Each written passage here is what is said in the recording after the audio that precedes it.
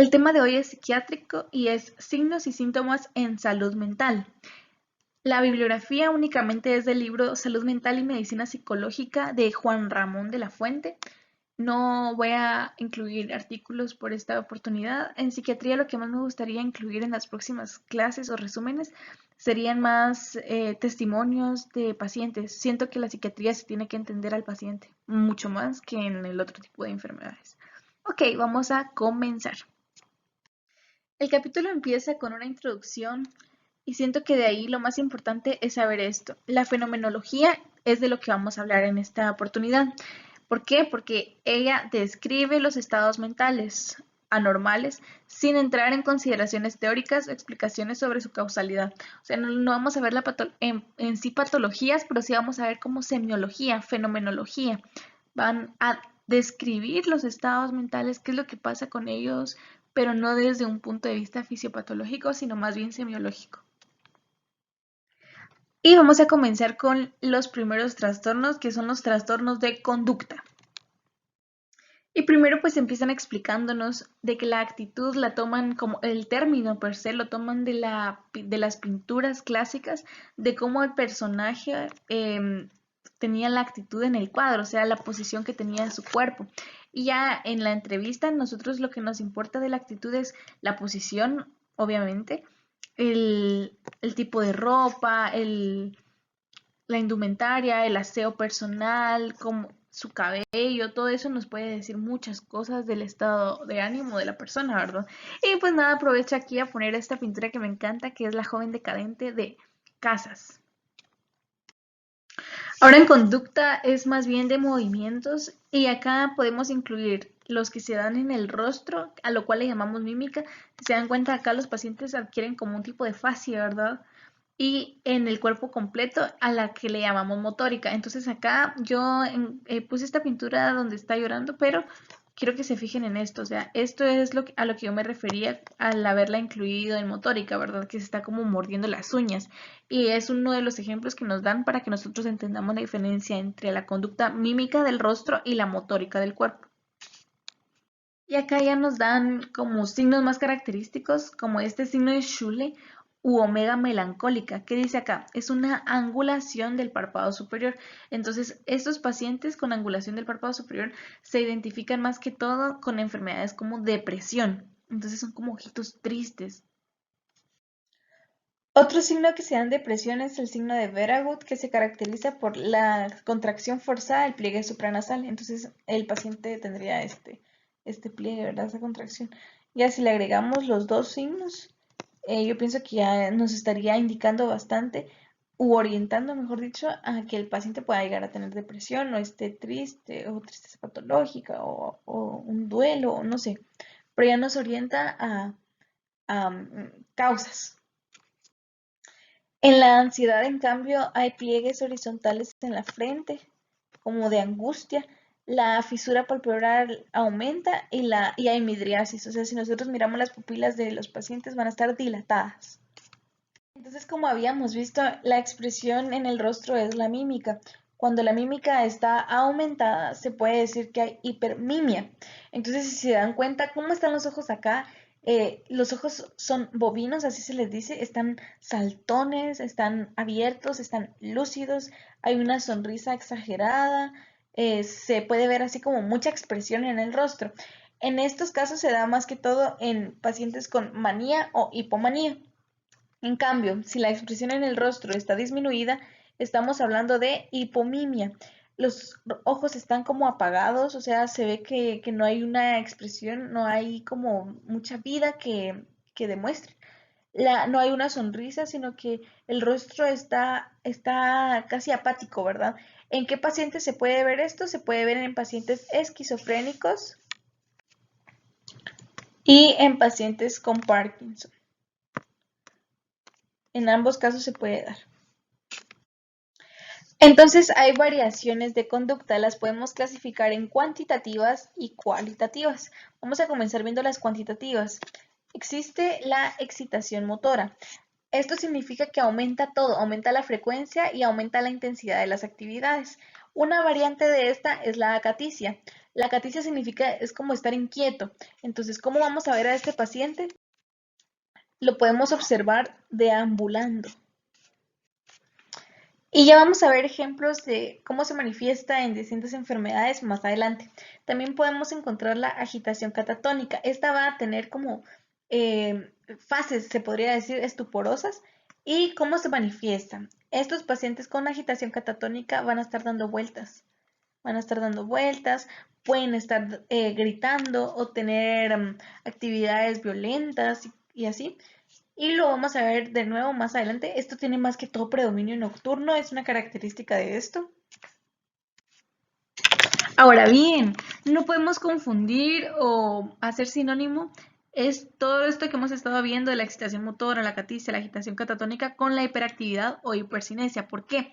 Porque esta hiperactividad o hipercinesia significa que el paciente está consciente de lo que está haciendo. Las actividades que está haciendo son voluntarias, son dirigidas. Esto se da más que todo en el déficit de atención. Entonces aquí los pacientes saben lo que quieren hacer y lo hacen. Es voluntario, o sea, no es porque ellos no puedan evitarlo, así como el deambular, que no saben ni por qué lo están haciendo, pero no pueden evitarlo, no pueden parar, el dar vueltas, el gritar. No, aquí el paciente quiere hacerlo, o sea, no puede tener la concentración necesaria como para estar estudiando o algo así y tiene hiperactividad. Empieza a hacer otras cosas, etc. La inhibición motora es totalmente lo contrario. Entonces habíamos visto que la excitación motora era que aumentaba la frecuencia y la intensidad de las actividades. Entonces, en la inhibición motora, pues lógicamente disminuyen ambas, ¿verdad? Tanto la actividad como la frecuencia.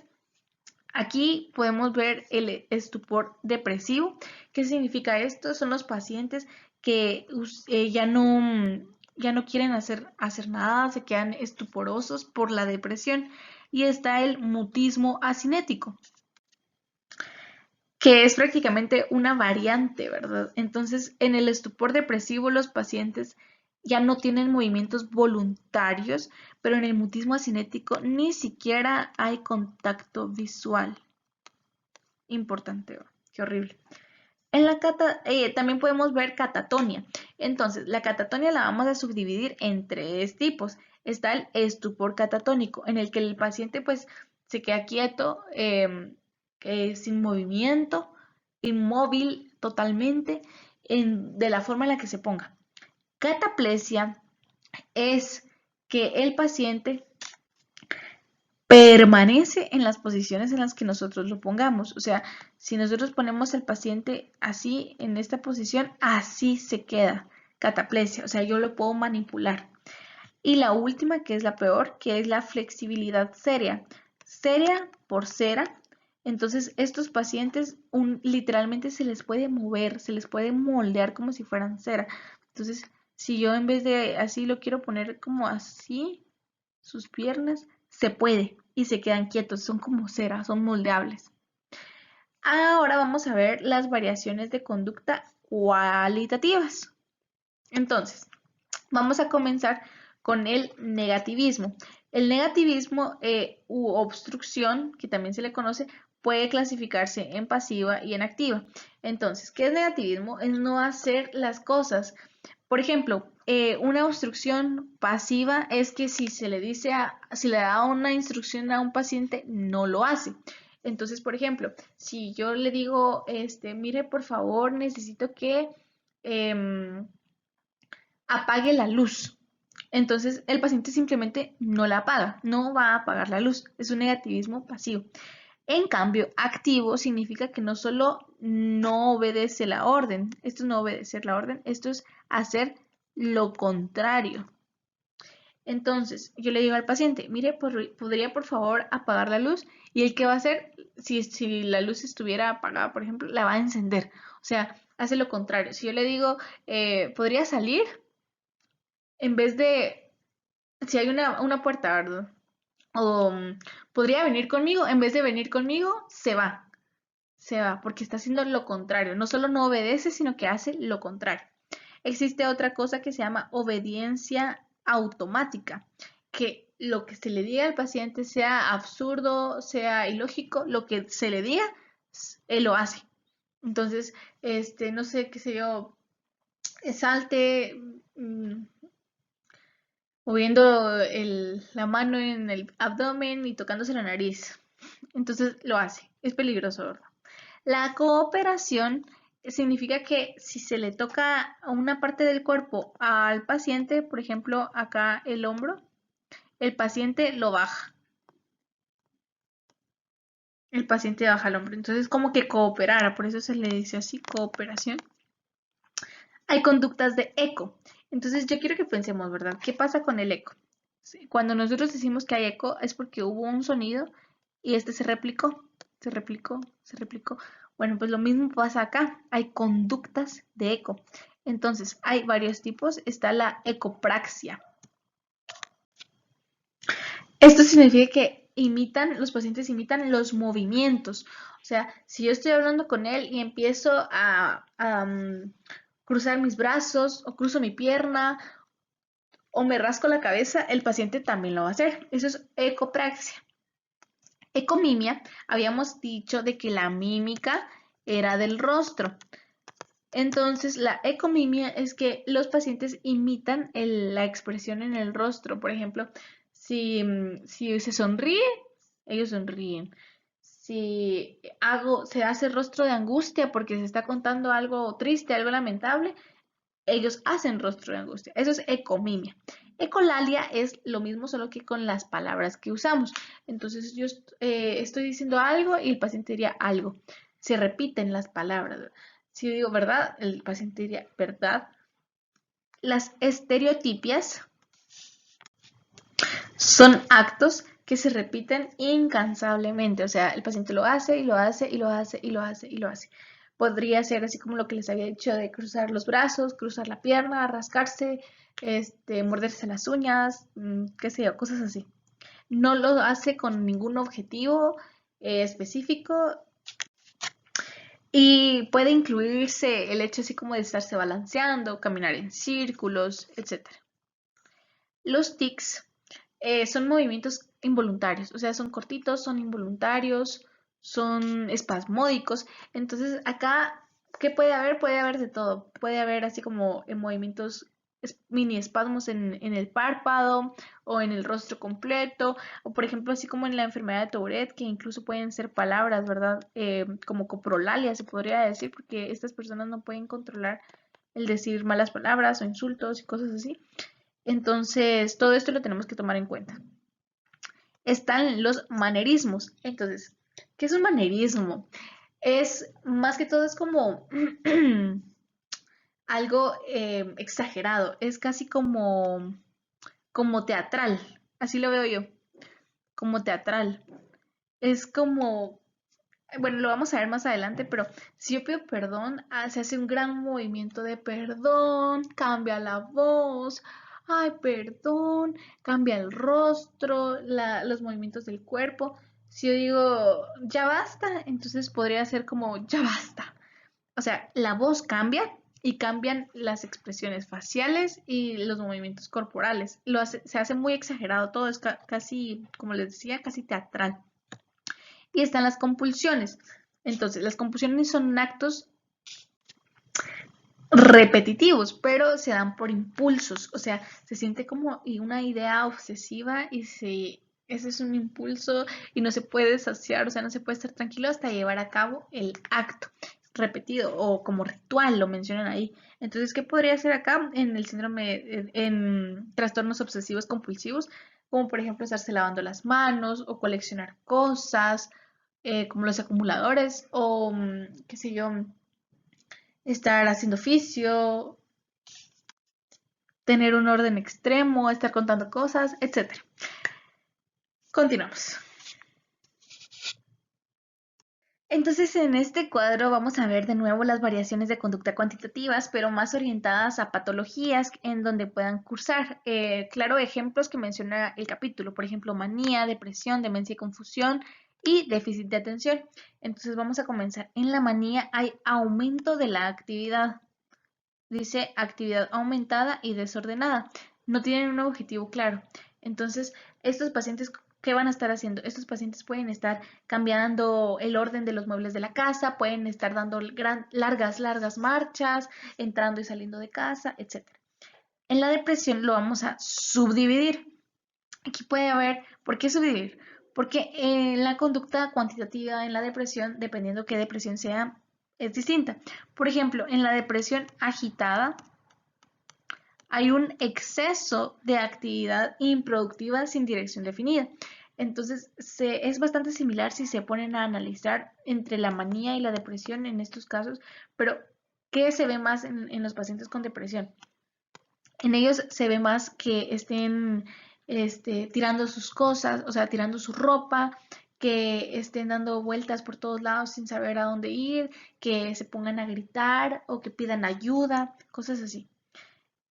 En cambio, en como les había mencionado, en la depresión agitada, pero en cambio también puede haber inhibición motora, estupor depresivo, mutismo asinético, que habíamos visto anteriormente, ¿verdad? Habíamos dicho que la inhibición motora era todo lo contrario a la excitación motora, que disminuía tanto la frecuencia como la intensidad de las actividades. El estupor depresivo pues es prácticamente relacionado con la enfermedad, por eso depresivo, y los pacientes van a estar estuporosos, o sea, su conciencia va a estar disminuida, van a responder únicamente ante estímulos dolorosos, etcétera. Y lo peor, el mutismo asinético, que es cuando los pacientes ya ni siquiera hacen contacto visual. Muy bien, pasamos a la demencia y confusión. Aquí dice, hay agitación, puede manifestarse como excitación motora y hay monótona nocturna. Entonces acá aumenta también las actividades, pero la característica que yo más le veo es que tiene un predominio nocturno, ¿verdad? Ocurre más de noche.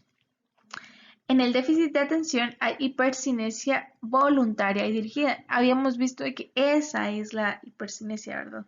O sea, sí, hay aumento de la frecuencia y las actividades, pero acá lo más importante es esto, que sea voluntaria. Entonces, esto más que todo se da en pacientes con déficit de atención que no pueden estar concentrados mucho tiempo y empiezan a hacer otro tipo de actividades, pero son voluntarias, son dirigidas, si tienen un objetivo, a diferencia de los otros como en la manía y la depresión.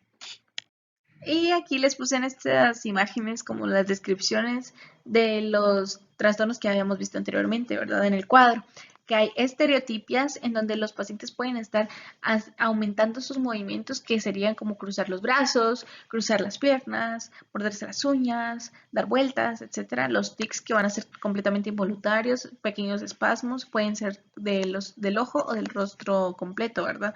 Los manerismos, que era lo que yo les decía, en donde las personas exageran las cosas, lo dramatizan prácticamente y todo lo vuelven teatral, no solamente en voz, sino también en gestos y ademanes, o sea, el cuerpo completo.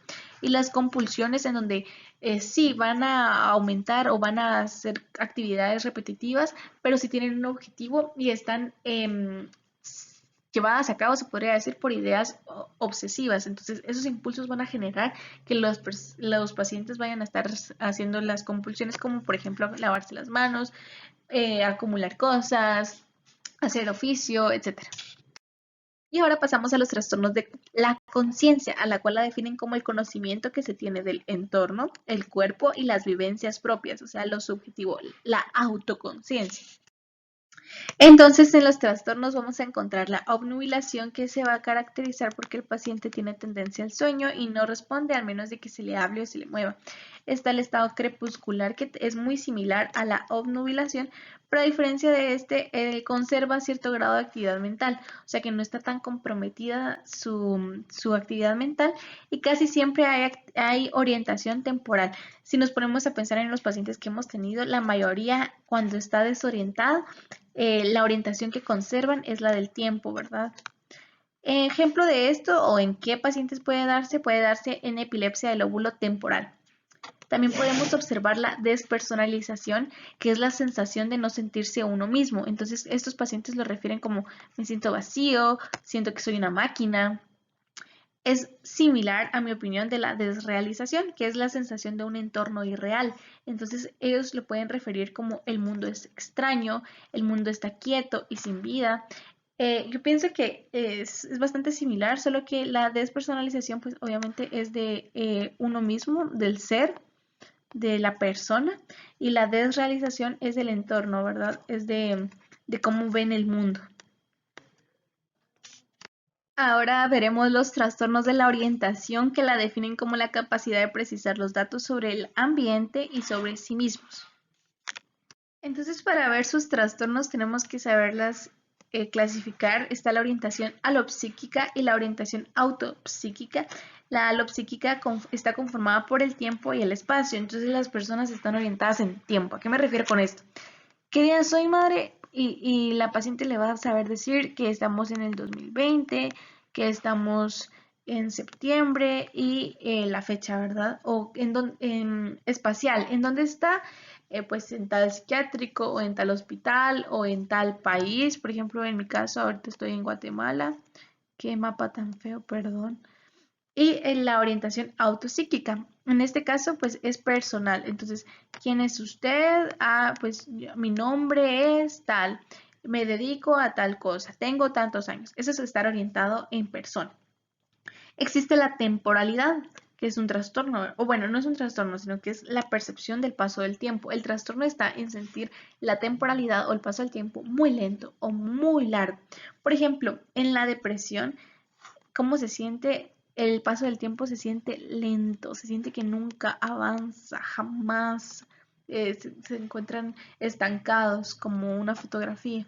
En cambio, en la manía es muy rápida, o sea, el tiempo no alcanza, es efímero. Y esos son prácticamente los trastornos. El trastorno de la atención. Ok, entonces, ¿atención qué es? Lo definen como que seleccionamos del ambiente los estímulos y los separamos de los otros. ¿A qué nos referimos con esto? Bueno, si yo quiero ver únicamente el rostro del grito, por ejemplo acá de las pinturas, entonces yo vengo y selecciono esto de mi ambiente. Entonces yo ya no voy a ver lo demás, yo me voy a enfocar en la pintura del grito. Esa es atención. Ahora, concentración es cuánto tiempo, bueno, la capacidad de mantener la atención. ¿Cuánto tiempo yo voy a lograr mantener mi atención en lo que yo quiero? Esa es la concentración, la capacidad, el tiempo, cuánto duramos con la atención. Entonces, tenemos atención pasiva o involuntaria y activa o voluntaria. Entonces, es dependiendo lo que estemos haciendo, dependiendo de nuestra dificultad. Por ejemplo, pasiva o involuntaria es cuando fácil. O sea, nosotros podemos poner atención a algo, por ejemplo, que esté ocurriendo un accidente. Obviamente no nos vamos a distraer, aunque no querramos voluntariamente, involuntariamente, perdón, pasivamente, vamos a poner atención ahí. Si alguien nos está contando algo muy importante para nosotros, vamos a estar poniendo atención. Un chisme, o si estamos viendo una película o algo así, estamos poniendo atención. Ni siquiera nos estamos dando cuenta, pero lo hacemos. Y está la atención activa o voluntaria, que es como que costar un poquito más. Estamos leyendo un capítulo que se nos dificulta o algo así. Entonces ahí sí estamos poniendo nuestra atención voluntariamente. Estamos recibiendo una clase, voluntariamente estamos poniéndole atención a la persona que está dando la clase. Entonces, en los trastornos podemos tener inatención. Entonces, ¿qué habría acá? Disminución de la atención, ¿verdad? O hipoprosexia, que es como el sinónimo que se le puede dar. ¿En qué pacientes o en qué enfermedades se puede ver esto? Se puede ver en trastornos orgánicos, depresión, esquizofrenia y déficit de atención. En cambio, la distractibilidad, o sea, disprosexia, no significa que no se esté teniendo atención, significa que cuesta. Se distrae el paciente. Entonces acá lo podemos ver en la manía, intoxicación por psicoestimulantes, trastornos metabólicos, infección y pacientes posoperatorios. Están los trastornos sensoperceptivos, que es la transmisión de estímulos físicos desde los órganos receptivos hasta el cerebro. Ejemplos de trastornos de sensopercepción está la hipoestesia. En este caso, pues hay una disminución de las sensaciones, puede darse en el delirio. También existe la hiperestesia, que es totalmente lo contrario, ¿verdad? Hay un aumento de las sensaciones, de lo que se siente. Puede darse en la hipomanía, abstinencia de benzodiazepinas. Aquí lo que más se ve afectado, lo que más se siente es el olfato. A veces puede darse en depresión, pero en depresión no es que se sienta más, sino que se siente más feo. O sea, las sensaciones son displacenteras. Están las ilusiones, que la diferencia de las ilusiones sí hay objeto, en ellas hay objeto. En cambio, en las alucinaciones no hay objeto. Lo que pasa es que en la ilusión se deforma el objeto y se percibe de forma equivocada. Y en la alucinación hay percepciones involuntarias sin objeto que se sienten como si fueran reales. O sea, no está pasando, no hay nada, pero se ve o se escucha o se siente como que si fuera real. En las pseudoalucinaciones, pues, aquí es algo importante. Los pacientes lo refieren como que no es una alucinación, no es una ilusión, no es algo real, es una pseudo alucinación. O sea, quien más lo entiende es quien lo ha vivido. ¿Son patológicas? Sí. ¿Por qué? Porque el paciente las diferencia de alucinaciones. Entonces, si las podemos diferenciar de alucinaciones, significa que alucinamos. Y si alucinamos, pues es una patología. Están las alucinosis, que se da en cuadros orgánicos o en intoxicación por alcohol. Y también podemos tener impresión de presencia. ¿Qué significa esto? Que sentimos que alguien nos está viendo, que sentimos que alguien está ahí. Se puede dar bastante en la infancia, ¿verdad? A la hora de ir a dormir.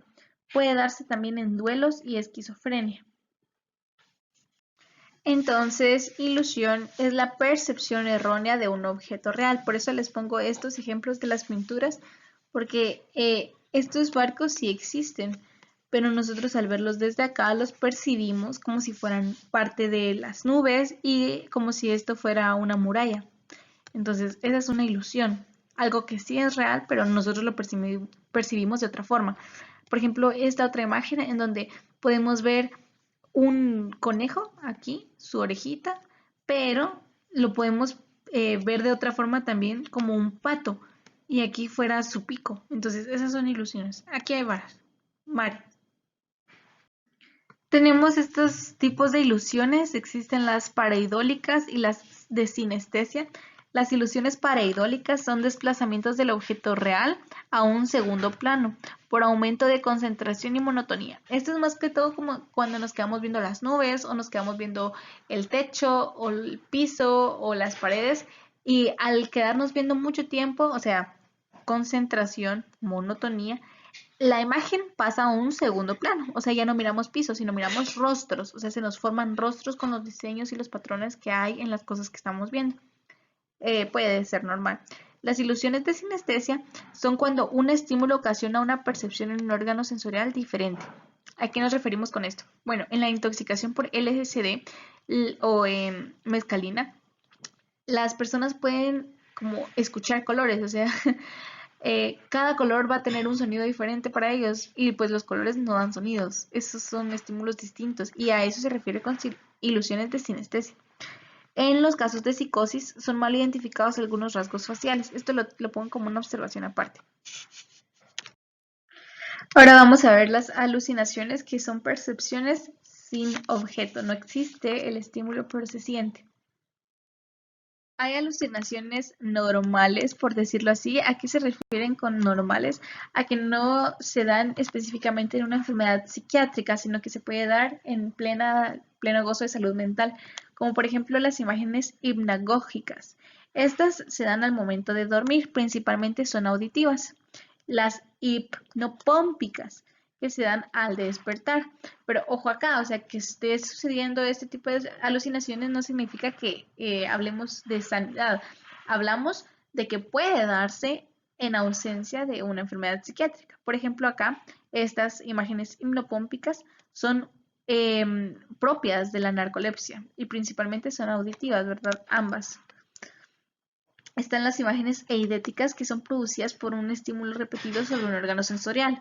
¿A qué nos referimos con esto? Por ejemplo, el libro menciona que cuando una persona pasa mucho tiempo viendo muestras en un microscopio, después siente que está viendo eritrocitos en el aire.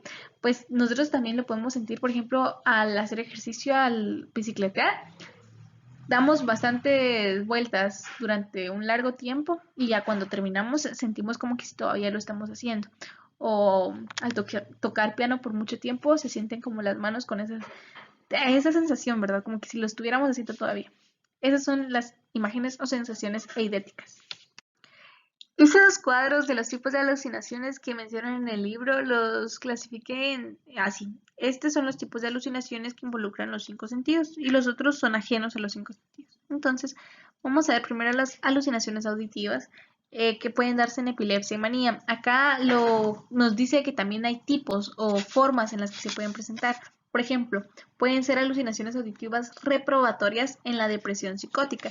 ¿A qué se refiere con esto? Que que se escuchen o que escuchemos insultos hacia nosotros mismos, que no valemos nada o que no sirve lo que estamos haciendo, etcétera, cosas así. O sea, no está sucediendo, nadie lo está diciendo, son alucinaciones reprobatorias auditivas, ¿verdad? Pueden escucharse también las que son rítmicas e reiteradas, que se puede dar en los tipos de alucinosis. Las alucinosis es que son alucinaciones, pero la persona sabe que son alucinaciones. Entonces no son alucinaciones per se porque las alucinaciones se sienten como reales. Entonces aquí es como que se sabe que lo que se está viendo no es real, como por ejemplo cuando los pacientes son OH, ¿verdad? Son alcohólicos. Hay alucinaciones musicales. En este caso se da más que todo en personas con pérdida de la capacidad auditiva o lesiones cerebrales en un hemisferio no dominante. Tenemos las alucinaciones visuales. Aquí se ven cosas, no solo escuchan, sino que se ven. ¿En qué caso se puede dar? Se puede dar en ayuno, en agotamiento, en privación. Entonces aquí estamos hablando de enfermedad, de personas sanas, o sea, personas sin ningún tipo de enfermedad psiquiátrica. También puede darse en epilepsia, trastornos somatomorfos, entonces acá sí hay pues enfermedad, ¿verdad? Hay tipos, de nuevo, como está el onirismo, que es como se le conoce cuando se ven alucinaciones visuales como varios episodios, como reproducir un video en nuestra mente, como que si estuviéramos soñando. Esto se da más que todo en el estado confusional. Hay también zoopsias. En este caso, las personas miran alucinaciones de animales que les infunden temor. Zoopsias. Se puede dar en el delirio. Hay también alucinaciones sin que haya una psicopatología, como por ejemplo en el síndrome de Charles Bonnet, en el que hay alucinaciones, pero es por daño o una lesión en el ojo. Existen también las alucinaciones olfativo-gustativas, se dan en la manía y hay tipos también, ¿verdad? O ejemplos. Pueden ser alucinaciones desagradables que se ven más que todo en la epilepsia. Entonces, en vez de parosmia hay como cacosmia, o sea, los olores, los sabores son feos, son desagradables. Están las ideas de envenenamiento, entonces esto significa que están alucinando que tomaron algo que se siente extraño y que sienten como que si de repente los envenenaron, se van a morir. Esto se da más que todo en la esquizofrenia.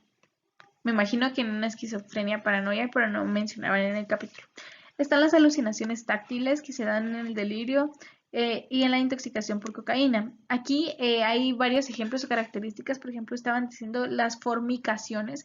Formicación significa que se sienten los movimientos debajo de la piel, como subcutáneas. Están los corrientazos en los genitales, que se siente como que si estuvieran electrocutando los genitales. Esto se da más que todo en esquizofrenia. Este es el otro cuadrito del que les había hablado. Aquí quizá más que todo se relaciona con el tacto, pero no sé, es más de percepción. No incluyen las alucinaciones de los cinco sentidos a mi punto de vista y por eso se los clasifica así. Están las alucinaciones somáticas, que son de percepción de nuestros órganos internos. O sea, yo siento dónde está mi estómago, yo siento cómo se mueve mi intestino. O sea, no es real, pero siento como si fuera real. Cómo se está destruyendo mi corazón, cosas así, cómo mis huesos están partiéndose, se da más que todo en la esquizofrenia y la depresión severa. Están las alucinaciones sinestésicas, que es la percepción del movimiento del sentido postural. O sea, yo siento como estoy flotando, siento como me elevo, siento como me caigo en algún hoyo profundo. Esto se da más que todo en la esquizofrenia y en el delirio. Están las alucinaciones funcionales. En este caso están precipitadas por estímulos externos y se experimentan simultáneamente. O sea, se dan por un estímulo y suceden durante el estímulo está presente. Por ejemplo, cuando se escuchan voces o cosas al estar lavando los trastos y se escucha el sonido del chorro y entonces malinterpretamos y hay como una confusión de lo que está sucediendo. Están las alucinaciones reflejas producidas por un estímulo correspondiente a una sensación totalmente diferente. y las alucinaciones autoscópicas,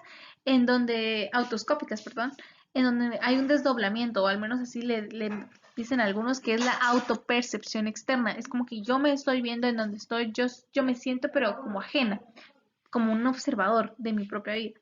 Y esto más que todo se puede dar por lesiones del lóbulo parietal. Aquí pongo esto como un extra, que es la alucinosis pendular, que en esta patología los pacientes ven personas y animales pequeñitos y es por lesiones cerebrovasculares. Están los trastornos de la memoria, que la definen como la transmisión de estímulos físicos desde los órganos receptivos hasta el cerebro. O sea, nosotros lo sentimos, llega a nuestro cerebro y se queda en nuestra memoria. Y hay varias formas de clasificar la memoria. Esta que según el tiempo del recuerdo, se podría decir, se divide en la memoria remota, que son acontecimientos pasados, o sea, es de años atrás. Está la memoria reciente, que es o también conocida como de trabajo, que fue cosas que pasaron hace horas. Y está la memoria inmediata, son acontecimientos que sucedieron hace segundos. Aquí les pongo como bonus, que es la anomia, que es la incapacidad de nombrar objetos y es patognomónico de Alzheimer. Entonces es como cuando los pacientes se quedan, esa cosa, lo que tiene unas patas, donde uno se sienta, lo que está en la cocina y no saben nombrar la silla, ¿verdad? O sea, se les van los nombres de los objetos, ya no se pueden nombrar y empiezan a describirlos para poder comunicarse. Están estos otros tipos de memoria que no se relacionan con el tiempo del recuerdo, que es la memoria de trabajo adquirida recientemente, como teléfonos, fechas, etcétera. La memoria declarativa o explícita, que se da por el autoaprendizaje. Esta se subdivide en dos, la semántica y la episódica. La semántica es de las palabras, entonces cuando se evalúa se le dan al paciente varias palabras para que estos pacientes pues den la serie de palabras que se les dio y a ver si las recuerdan. Y está la memoria episódica, que es de eventos, cosas que pasaron, ¿verdad? Y la memoria procedimental. Acá es de procedimientos o tareas, cosas como por ejemplo tocar el piano, patinar, todo lo que se aprenda haciendo, o sea, con la práctica, que haya un procedimiento para ello. Entonces, en los trastornos de la memoria está la amnesia, en donde se pierde pues la memoria. Vamos a ver próximamente un cuadrito de los tipos de amnesia. La hipomnesia, que no se pierde la memoria, pero sí hay una disminución de memorizar. Es más un problema de atención. Se hicieron investigaciones, se descubrió que es más porque las personas no pusieron atención que porque tuvieran un problema de memoria per se. Se da más que todo en la depresión. Está la hipermnesia. No significa que tengan una memoria excelente, sino que lo que pasa con estos pacientes es que reaparecen recuerdos. Entonces son cosas que ya vivieron y vuelven a verlos prácticamente. Se da más que todo en fiebres y manías. Está la paramnesia, que es como un déjà vu, déjà vu. ¿Cuál es la diferencia entre estos dos? Déjà vu, nosotros siempre lo decimos como que si, ay, esto ya lo viví, es un déjà vu. No, déjà vu es algo que yo ya vi, algo que yo siento que ya vi. En cambio, déjà vu es de que yo ya lo viví. Existe también el jamais vu, que es que yo nunca había visto esto, y el jamais vécu, que es que yo jamás había vivido esto. O la reduplicación en la demencia. Entonces, es como que yo siento que las cosas ya pasaron o que eso jamás pasó y pueda que sí, ¿verdad? Está la confabulación, que es crear pseudo recuerdos para llenar lagunas. Entonces, yo tengo una laguna mental, yo no recuerdo qué pasó cuando tenía 3 años, entonces hay una confabulación en donde se crea un recuerdo falso para llenar eso. Y yo recuerdo que viajaba con mi familia o recuerdo que me maltrataban, cosas así. Puede darse y no sucedía, ¿verdad? Puede darse en Korsakoff, Alzheimer y demencia. Está la pseudología fantástica. Entonces, ¿qué ocurre acá? Acá el paciente está consciente de que esto es irreal, de que esto es falso. Entonces se puede decir que son mentiras, son creadas para llamar la atención o justificar una conducta. Ah, sí, yo vine tarde porque es que lo que pasa es que se murió mi abuela. Eso no es cierto, pero el paciente lo está creando como una pseudología fantástica para justificar haber llegado tarde, ¿verdad? Falsificación retrospectiva. Esta es una deformación de los hechos pasados. Ocurre bastante en la depresión, que las personas creen haber estado deprimidas toda su vida cuando en realidad no fue así, pero sienten como que sí, o sea, dicen, pero si me pongo a ver cómo era hace 10 años, es cierto que también tenía tristezas patológicas, cosas así. Siento que se parece un poquito a la confabulación, pero hay que saberlo diferenciar, en que la confabulación son cosas que no existieron nunca, o sea, son cosas irreales. Puede que un niño huérfano tenga recuerdos cuando viajaba con sus padres y sus padres murieron antes de que él tuviera, no sé, una semana de nacido. En cambio, la falsificación retrospectiva es que deforma, son cosas que sí pasaban, pero pasaban diferente. O sea, puede que este niño tenga recuerdos de los tíos que lo crearon y que recuerde que había mucho maltrato en la casa o cosas así y no era real. Está la amnesia, que es revivir etapas pasadas como si estuvieran presentes ahorita. O sea, ¿es algo que está pasando ahorita? No, pero se siente como si sí. O sea, lo puedo ver, lo puedo sentir. Es como viajar en nuestra memoria. Y esto se da más que todo en la demencia. Estos son los tipos de amnesia. Está la amnesia anterógrada, significa que hay incapacidad de fijación. Esto se puede dar en la demencia o se puede dar en Korsakoff. Entonces, ¿qué pasa con estos pacientes? Estos pacientes no pueden crear nuevos recuerdos. O sea, ese es el problema. En cambio, la amnesia retrógrada es que, bueno, los pacientes ya vivieron algo hace tiempo y no lo recuerdan. O sea, no recuerdan no cosas específicas, sino que no recuerdan todo lo que pasó antes de tal evento. Por ejemplo, si hubo algún trauma o algo así. Eso es una buena forma. Por ejemplo, imaginémonos algún trauma de un choque en el que murió toda la familia y el paciente quedó con ese trauma de por vida, ¿verdad? Aquí fallecieron todos, él fue el único que sobrevivió, pero en el accidente quedó parapléjico, por ejemplo. Y no solo le quedaron esas secuelas como físicas, sino obviamente la repercusión del daño mental y emocional. Entonces el paciente puede haber dos tipos, ¿verdad? Puede que tenga amnesia anterógrada, que después de ese trauma no recuerde nada, o puede que tenga amnesia retrógrada, que antes de lo del trauma no recuerde nada. No sepa quién era, no recuerda a su familia, cosas así. Entonces, este tipo de amnesia retrógrada tiende a la recuperación, pero puede evolucionar a la cronicidad. Entonces, es como parecer a horóscopo, o sea, puede ser muy bueno como puede ser muy malo. Se da más que todo en trauma craneoencefálico o después de electrochoques. Está la amnesia lacunar. En este caso solamente ocurre la amnesia de episodios específicos. O sea, esta es mi vida. Y la vamos a clasificar en infancia, juventud, adultez. Yo no recuerdo específicamente lo que ocurrió este día. Puede ser que sea el día del trauma, ¿verdad? Ese día es el día que el paciente no recuerda. Entonces, eso es amnesia lacunar, tiene lagunas. Están los trastornos del pensamiento que lo definen como la abstracción de los datos sensoriales concretos. Aquí yo siento que influye demasiado la sociedad, o sea, pues mucho. Por ejemplo, los prejuicios.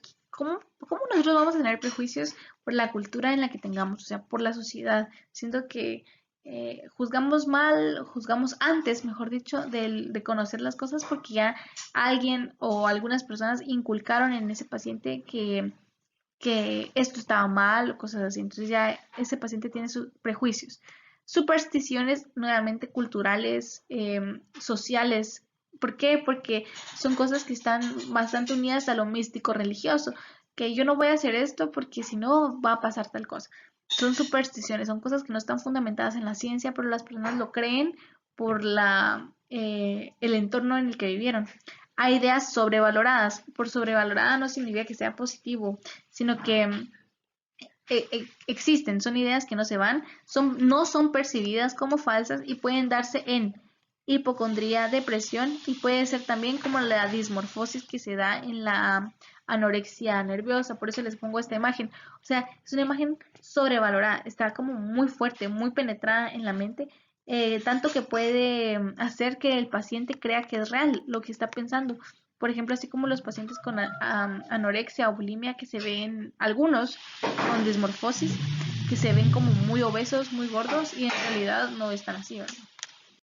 Existen los trastornos del contenido, en donde pueden haber sensaciones o percepciones de culpa o indignidad. Esto más que todo se puede dar en depresión, ¿verdad? Hay hipocondría, esto puede darse en esquizofrenia. Entonces, ¿qué pasa acá? Que los pacientes, por ejemplo, en la culpa o indignidad, los pacientes se sienten culpables con las decisiones que tomaron, sienten que lo que hicieron lo hicieron mal, sienten que se están dañando a sí mismos o que dañaron a su familia, que no pensaron bien las cosas. En la hipocondría pueden pensar que que cualquier cosita están enfermos, que de plano tienen cáncer, que de plano se van a morir, que qué será lo que les está pasando, que por qué se sienten así, que por qué les duele el pecho, que por qué se sienten mareados cuando caminan. Está la ruina o pobreza, que viven pensando y pensando y pensando en que si no trabajan van a ser pobres, o en la miseria, en lo feo que ha de ser pobre, cosas así. Está la negación y el nihilismo. Esto significa que sienten como ajena alguna parte de su cuerpo. Hay algunos pacientes que incluso creen que ya se murieron o que apestan o que se sienten como que se están pudriendo o algo así porque ya fallecieron. Está la minusvalía, en donde los pacientes pues sienten que ya alguna parte de su cuerpo ya no sirve o que ellos ya no sirven, que no son funcionales. Se puede dar en la manía, esquizofrenia o delirio. Yo pienso que también se puede dar en depresión, pero no está. Estos son otros trastornos de contenido, pero yo los puse acá como ideas, porque, o sea, todos son ideas. Están las ideas obsesivas. Las ideas obsesivas, recordémonos de que iban a generar conductas compulsivas, compulsiones. Entonces, estas ideas son insistentes. A cada rato están de que ya te lavaste, estás sucia, te sientes sucia, te tendrías que estar lavando.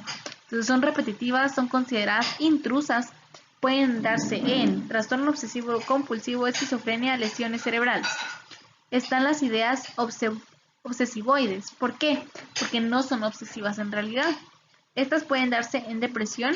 ¿Y por qué se dice que no son obsesivas? Porque mejoran cuando mejora la enfermedad de base. O sea, si yo trato a estos pacientes y les trato la depresión, mejoran las ideas obsesivas. En cambio acá, aunque yo trate la esquizofrenia, pues no va a mejorar la idea obsesiva. Por eso no son obsesivas como tal, sino que son obsesivoides. Están las ideas delirantes, que son opuestas a la realidad. Pueden estar precedidas por fenómenos predelirantes como humor delirante y percepción delirante. Son cosas que no son reales, pero están las ideas así constantemente. Y hay ideas deliroides, en donde las ideas delirantes son originadas por fenómenos orgánicos. Nuevamente, si mejora el fenómeno orgánico, mejora la enfermedad, mejoran las ideas o cesan. Están las ideas de grandeza, en donde la persona puede tener algún delirio de grandeza, se podría decir. Hay narcisismo, se creen superiores a los demás. Están las ideas de persecución. Aquí se da más que todo en paranoia, me imagino, en esquizofrenia, paranoia. Siento que alguien me está siguiendo, siento que alguien me está viendo, siento que alguien me hackeó, siento que hay personas que me observan, que hablan de mí. Ideas de autorreferencia, en donde lo que le está pasando a las personas con las que yo estoy, yo siento que yo también lo estoy pasando. O sea, o siento o lo creo. Las ideas de influencia, en donde yo siento como que lo que yo estoy viendo, lo que estoy imaginando, no soy yo, como que me hubieran embrujado. O sea, yo siento como que si hay una influencia que me está dictando órdenes o que me está poniendo imágenes en la cabeza o sonidos o lo que sea. Y puede ser algo como los aliens o los hechiceros, etcétera. Trastornos de la expresión. Aquí puede darse logorrea, que es como verborrea más o menos, es como la presión del habla. Se da más que todo en la manía.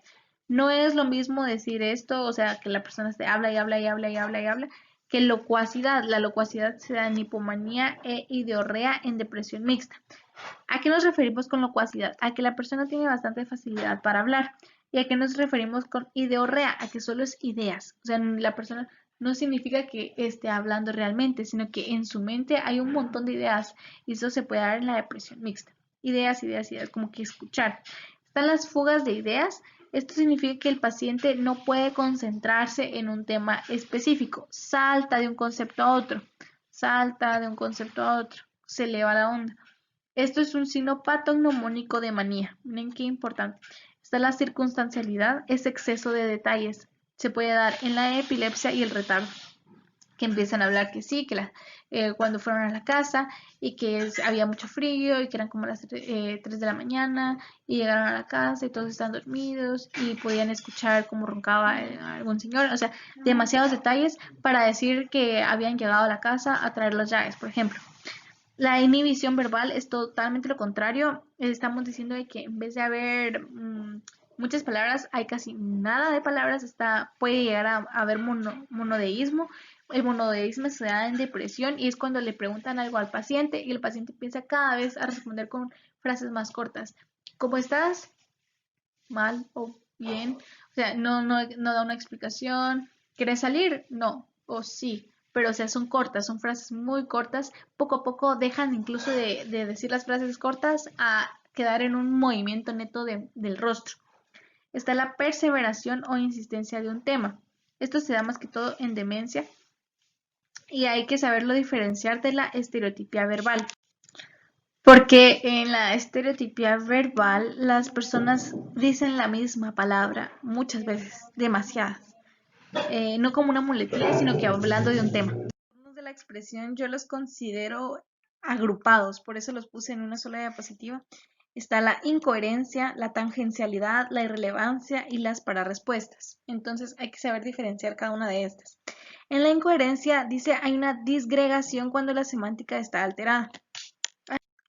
Las palabras no tienen absolutamente ningún sentido, las oraciones no tienen nada que ver, no están asociadas de ninguna forma. Es como que alguien en vez de decir qué frío hacia afuera, empieza a decir qué frío la pared afuera, la calle, de adentro, de la casa, del mar, de Julieta, o cosas, no tiene absolutamente ninguna relación.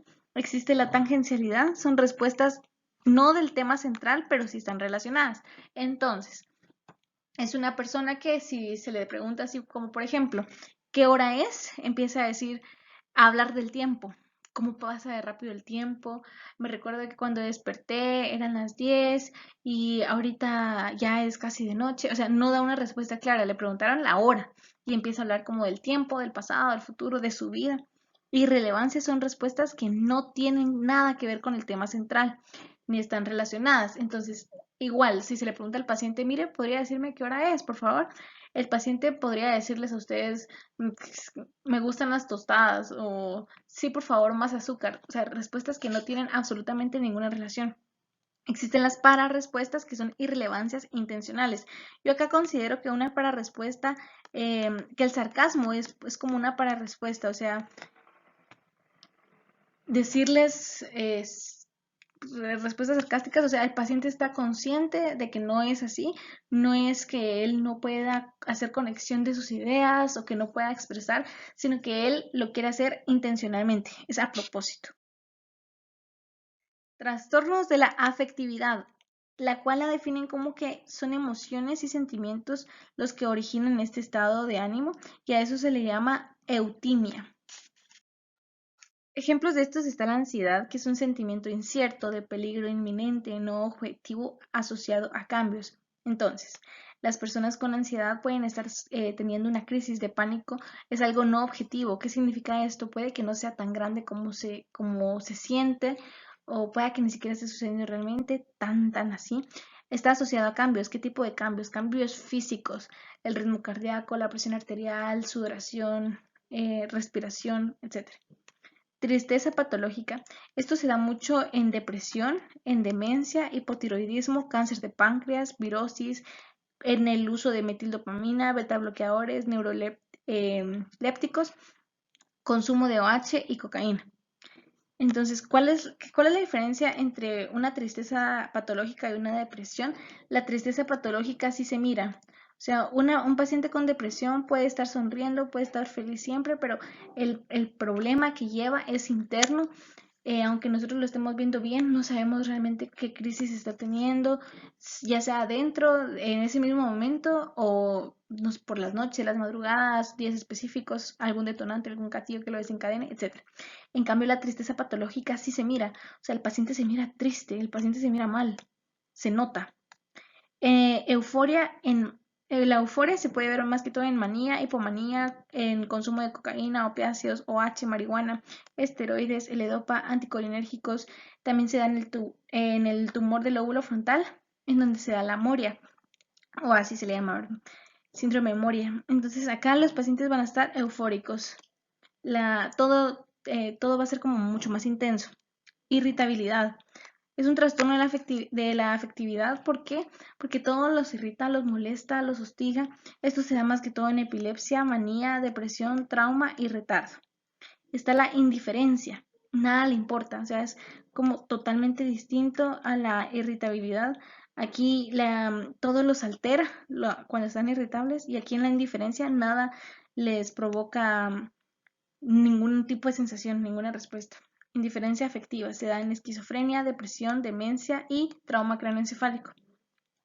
Está la incontinencia afectiva. Aquí no solo les afecta, o sea, emocionalmente, sino que no pueden dejar de dar afecto, o sea, sus expresiones, su afectividad está exagerada, hay incontinencia, no lo pueden contener. Se dan demencias, eventos cerebrovasculares en donde hay labilidad en las manías. Existe también la anedonia, que es una cosa muy triste en la que las personas ya no pueden sentir placer por nada, nada les causa placer y se da más que todo en esquizofrenia y depresión. Estos son los tipos de ansiedad que menciona el capítulo. No vamos a entrar tanto en el tema de la ansiedad porque es un capítulo distinto, es una patología en sí, pero de lo que menciona, dice que hay una ansiedad primaria, ansiedad paroxística o pánico, ansiedad generalizada, ansiedad fóbica y ansiedad secundaria. Las primarias incluyen todos estos ejemplos que son crisis de pánico, ansiedad generalizada, anticipatoria y fóbica. La paroxística o de pánico significa que va a dar súbito, ¿verdad? El ataque va a ser súbito porque es paroxístico, o sea, de la nada, ¡boom!, llega la ansiedad. Es leve, dura menos de 15 minutos, pero es muy intensa y hay fenómenos autonómicos, o sea, lo que habíamos visto anteriormente, que se puede reflejar en el cuerpo con la frecuencia cardíaca, la presión arterial, la respiración, sudoración, etc. Entonces, estos son, yo considero, los peores casos de ansiedad, la ansiedad paroxística o de pánico. Está la ansiedad generalizada. A diferencia de la paroxística, no es tan intensa, es bastante leve, dice, ni intenso, ni tan agudo. La preocupación más que todo es por circunstancias vitales, o sea, por ejemplo, que esté sucediendo algún ataque armado o un incendio, etc. Ansiedad fóbica. Aquí lo clasifican en agorafobia, fobia social y fobias simples. Y pues prácticamente es el miedo, el pánico ante una situación. Está la ansiedad secundaria, que es asociada a depresión. Y pues únicamente. Trastorno de la inteligencia. La definen como la facultad de adaptarse, razonar y juzgar bien. Está dada por aptitudes y capacidades. Las capacidades se originan o se dan al lugar por las aptitudes. Hay una forma de medir la inteligencia que es el coeficiente intelectual. ¿Cómo se hace? Se divide la edad que sacó el paciente en el test dividido la edad real del paciente y esto se multiplica por 100. Como trastornos de la inteligencia tenemos el retraso mental y el deterioro mental. El retraso mental lo podemos dividir en leve cuando el coeficiente intelectual está entre 50 y 70, moderado 35-50, grave 20-40 y profundo menor de 20. El deterioro mental se da más que todo en aterosclerosis, trauma craneoencefálico, esquizofrenia, demencia. Usualmente este va a ser progresivo e irreversible. O sea, no va a haber como que una salida, una solución. ¿Cuál es la diferencia entre retraso mental y deterioro mental? La diferencia es esta. En el retraso mental nunca hubo una buena inteligencia. O sea, el coeficiente intelectual siempre estuvo deficiente. En cambio, en el deterioro mental, no necesariamente. La persona pudo haber tenido una inteligencia normal, sana, pero en algún punto de su vida comenzó con este deterioro. Entonces su inteligencia cada vez será menor. Como tema aparte está el juicio, que es la capacidad de captar las situaciones, evaluarlas y seleccionar las formas más apropiadas de acción. Entonces, un buen juicio es saber qué hacer. Prácticamente es como tener una buena respuesta ante las situaciones. Los criterios de introspección o de conciencia de enfermedad. ¿A qué se refiere con esto? Un paciente psiquiátrico necesita cumplir ciertos criterios para que se le pueda considerar que él está consciente de su enfermedad, que son estos 4. Número 1, el paciente tiene que estar consciente de lo que los otros pueden observar.